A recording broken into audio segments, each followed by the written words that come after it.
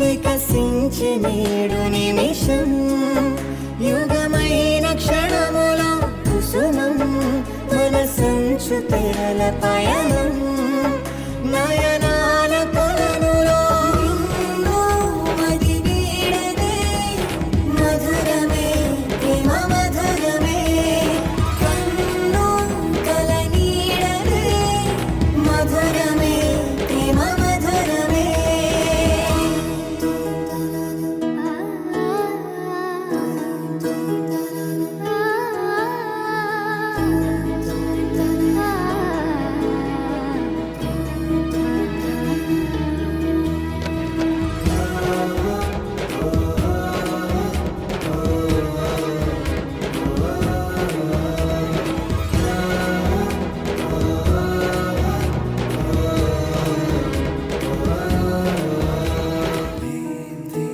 గత జన్మలో ప్రతి జ్ఞాపకం నన్ను నీలో కలిపెనా గుండె లోతులో పండు వెన్నెలే వెండి వానై కురిసెనా ఇది భాషలెరుగని భావమే మది రాసుకున్న మధు కావ్యం లయ పంచుకున్న ప్రియ రాగమే మన ప్రేమ ఎంత మధురం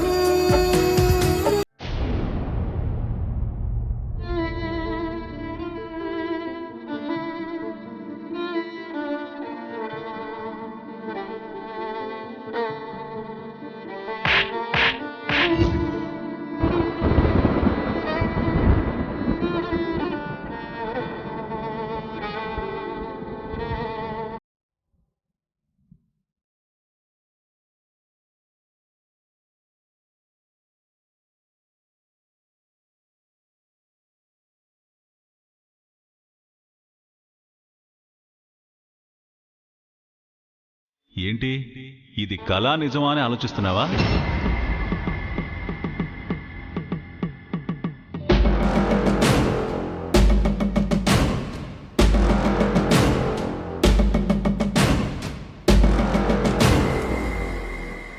ఏంటలా చూస్తున్నావు? ఇలాంటి కన్ఫ్యూజన్ టైంలో నాలాంటోడి ఎంట్రీ నీకు చాలా అవసరం బ్రదరు. చెయ్యి చేసుకున్న తర్వాత ఎంతసేపు ఆలోచించినా ఏం ప్రయోజనం బ్రదరు? ఇప్పుడేం చేయాలో నన్నడుగు. ఏం చేయాలి? Very good brother. ఇప్పుడు నిశ్శబ్దం నుంచి తేరుకొని నిజంలోకి వచ్చావు. Come to the point. అక్కడికే వస్తున్నాను. తమరు చెయ్యి చేసుకున్నంత ఈజీ కాదు చెయ్యి కలపడం అంటే. మాట జారాడు కాబట్టే కదా చెయ్యి చేసుకుంది. Of course. కానీ మీ ఇద్దరు ఎలాంటోళ్ళు? కృష్ణార్జునుడు, రామాంజనేయులు. అలాంటి మీ మధ్య యుద్ధం అవసరమా చెప్పు? యుద్ధానికి కాలు దువ్వింది నేనా? అబ్బా, కాలు దువ్వింది అతనా, తల దువ్వింది నువ్వా? కాదిక్కడ మ్యాటర్. కేశవ్ జెండే అంటే రామదూత. రాముడి గుండెల్లో ఎంతో మందికి చోటుండొచ్చు, కానీ హనుమంతుడి గుండెల్లో రాముడొక్కడికే చోటు. అంటే ఏముంది? జెండే గుండె చీల్స్తే నువ్వు తప్ప ఎవ్వరూ ఉండరు, కానీ నీ గుండెలో హను తప్ప ఎవ్వరూ లేరు.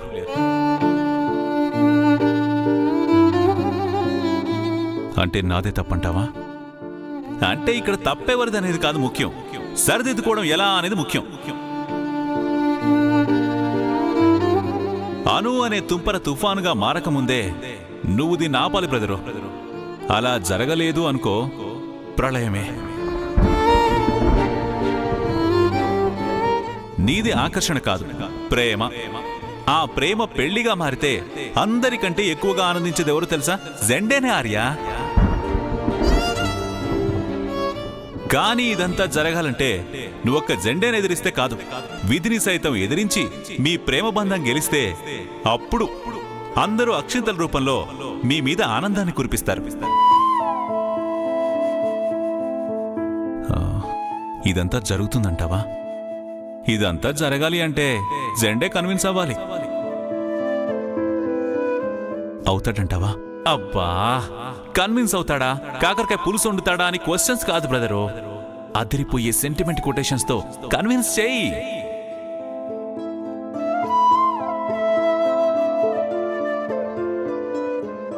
నువ్విక్కడ ఆలోచిస్తున్నట్టే అక్కడ జెండే కూడా ఆలోచిస్తూ ఉంటాడు. ఇంత జరిగిన తర్వాత ఇక ఆర్యతో ఆర్య ఆఫీస్తో పనేంటనే డెసిషన్కి వచ్చాడనుకో, ఇక మీ ఇద్దరి మధ్య ఉన్న దూరం ఎప్పటికీ దగ్గర కాదు.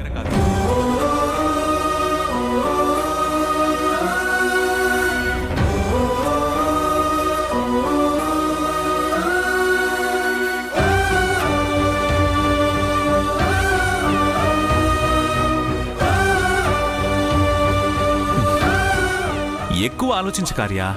Go ahead. అమ్మ నీకెప్పుడు చెప్తూ ఉండేది, జెండే నీ బంటు కాదు నీ నీడ అని. కాబట్టి నీ నీడ నిన్ను వదిలి వెళ్ళకముందే వెళ్ళి ప్రాబ్లం సాల్వ్ చేయి.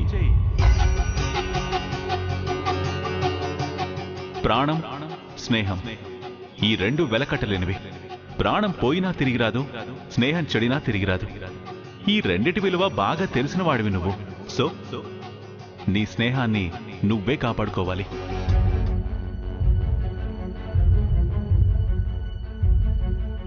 జెండే బ్రహ్మచారి. తనకి ప్రేమ, పెళ్లి ఇవన్నీ నచ్చవు. ఇప్పటి వరకు నువ్వు ఇంచుమించుగా జిండే వేవ్ లెంత్ కి మ్యాచ్ అయ్యావు. కానీ అను అనే వేవ్ నీ నడకని మనసుని అంతా మార్చేసింది. ఇదంతా జెండేకి అర్థం కావాలంటే కొంచెం టైం పడుతుంది ఆర్యా. కాబట్టి ముందు నువ్వు జెండే దగ్గరికి వెళ్ళి తన పట్ల నీకున్న అభిమానం గురించి, తన స్నేహం పట్ల నీకున్న గౌరవం గురించి చెప్పు. చూడు బ్రదరు, నువ్వంటే జెండేకి ప్రేమ. నువ్వు చెప్తే కాదనకుండా వింటాడు. వెళ్ళు.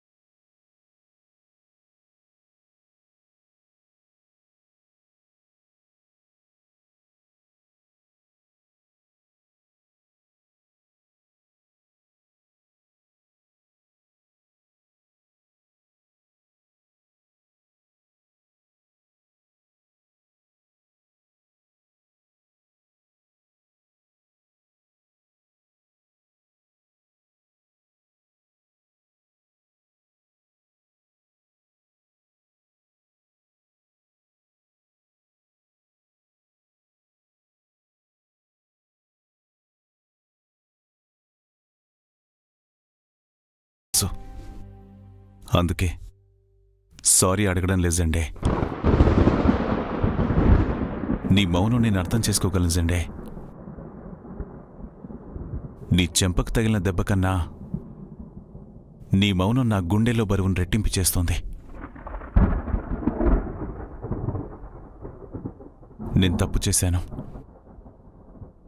నీ మీద చేయి చేసుకున్న దానికి ప్రతీకారంగా నువ్వు నాకు ఏ శిక్ష విధించినా నాకోకే జెండే. చెప్పు జెండే. నువ్వు చెప్పకుండా ఇలా మౌనంగా ఉంటే ఇది క్షణక్షణం నాకు చిత్రవద. అది నేను అనుభవించాలని నువ్వు అనుకోవని నాకు తెలుసు. ఎందుకంటే నా కష్టాన్ని ఇష్టంగా భరించే నాకున్న ఒకే ఒక్క స్నేహితుడివి నువ్వే. నా మీద గౌరవం నేనంటే విలువ లేకపోయినా పర్వాలేదు. బట్ మన స్నేహం విలువ నాకంటే బాగా నీకే తెలుసు. కనీసం దాన్ని దృష్టిలో పెట్టుకునైనా నన్ను క్షమించు జెండే.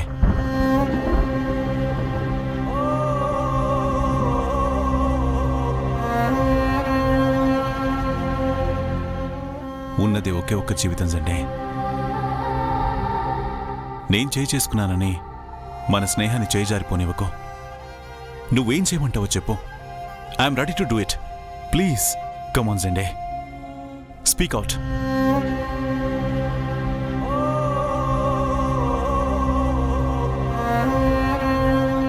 ఇది మంచి ఇది చెడు అని నువ్వు తప్ప నాకు చెప్పేవాళ్ళు ఎవరున్నారు సండే?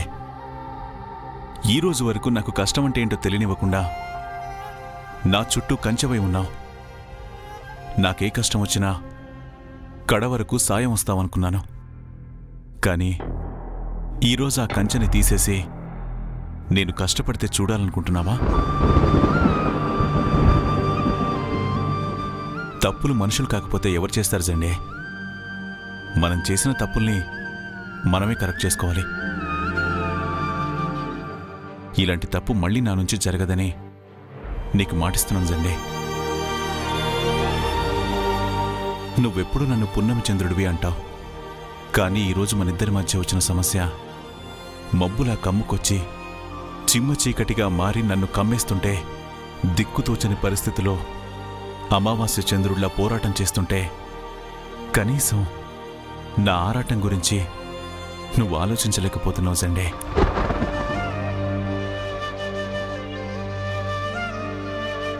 సాగే కాలం ఆడే ఆటలో ఇప్పుడు నేనొక దోషిని. ఎందుకంటే ఇంతకాలం ఆర్యవర్ధన్ అందరి దృష్టిలో ఓ ఐకాన్, బిజినెస్ టైకూన్ అని పెద్ద పెద్ద బిరుదులతో నన్నొక వ్యాపారవేత్తగానే చూశారు. నాకు మనసుంటుంది, నేను మనిషినే, నాకు ఎమోషన్స్ ఉంటాయని ఏ రోజైనా ఆలోచించారా? లేదు. నన్నన్నిటికీ అతీతం చేశారు. ఆర్యవర్ధన్ అంటే ఒక శిల్పం అంతే.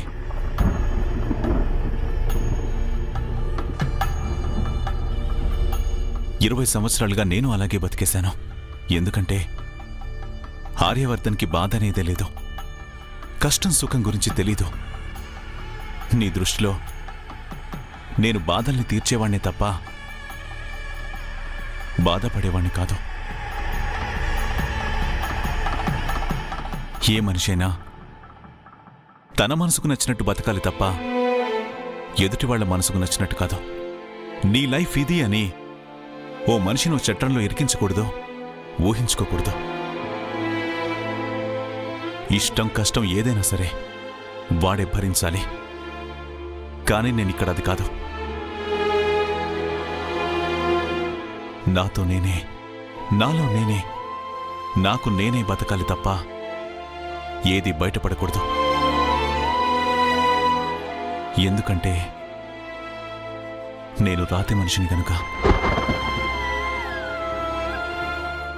జెండే, బిజినెస్కి ఎమోషన్స్కి మధ్య ఉన్నదే థిన్ లేయర్. బిజినెస్లో ఎదుటివాణ్ణి ఎలాగైనా తొక్కి పైకి రావాలనుకుంటాం, కానీ ఎమోషన్స్లో అలా కాదు. ఎలాగైనా ఎదుటివాణ్ణి మెప్పించి దగ్గర చేర్చుకోవాలనుకుంటాం. ఇప్పుడు నా మీద నీకున్న కోపంలో నేనేది చెప్పినా నీ చెవికెక్కదు. నీ మనసు ఒప్పుకున్నా బుద్ధి నాతో యుద్ధం చేసి ప్రతీకారం తీర్చుకోమని చెప్తుంది. ఈ రెండిటి మధ్య నువ్వు నలిగిపోతావు. పర్వాలేదు సండే, నువ్వు ఏ డెసిషన్ తీసుకున్నా నాకు ఓకే. ఎవ్వరికైనా ఎదురెళ్ళడం, దేన్నైనా ఎదురెదడం నాకేం కొత్త కాదు.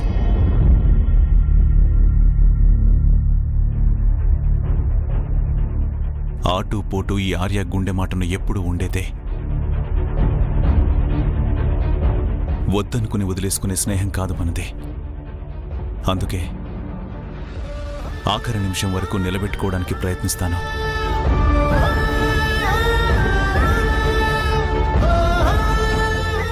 వస్తాను సండే.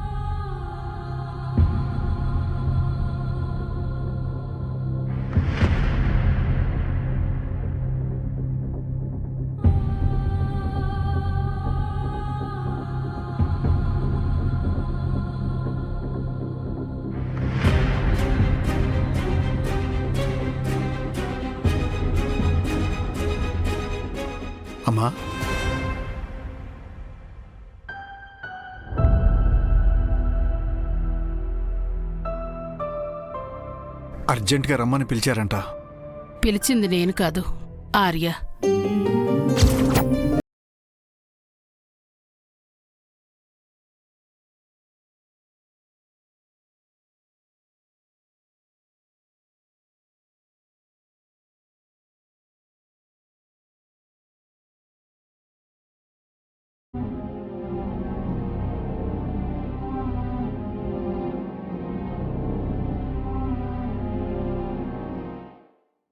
సరేనమ్మా, నేను వస్తాను. కేశవా,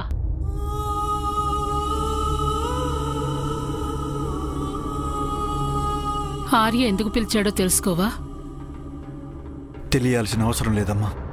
పోనీ తేల్చుకోవచ్చుగా.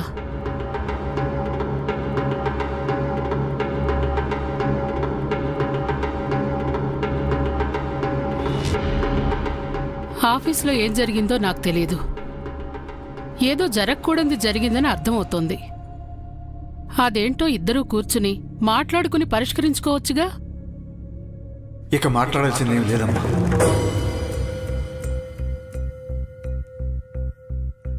అయితే పోట్లాడు. ఆర్య నీకు పరాయివాడేం కాదుగా. వద్దమ్మా, నేను వెళ్తాను. కేశవా,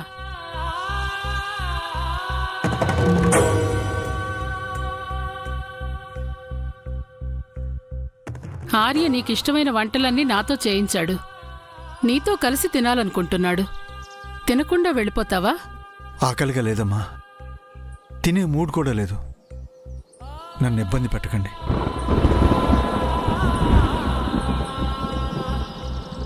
అమ్మ ఎప్పుడూ కడుపు నిండా భోజనం పెడుతుంది కేశవా, ఇబ్బంది పెట్టదు. సరే, నీకిబ్బందిగా ఉంటే వెళ్ళు. కానీ నువ్వు తినకుండా వెళితే ఆర్య తినడు. ఆర్య తినకపోతే నేను తిన్ను. నేను తినకపోతే టాబ్లెట్స్ వేసుకోను. టాబ్లెట్స్ వేసుకోకపోతే ఏం జరుగుతుందో నీకు తెలుసు. ఆ తర్వాత నీ ఇష్టం. ఆగండమ్మా.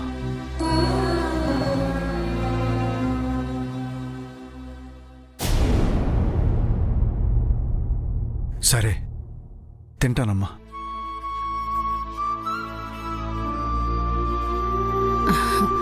నాకు తెలుసు కేశవా, ఈ అమ్మ పస్తులుండడం నీకిష్టం ఉండదు.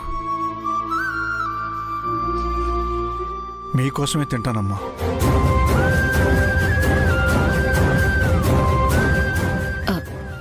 సరేరా.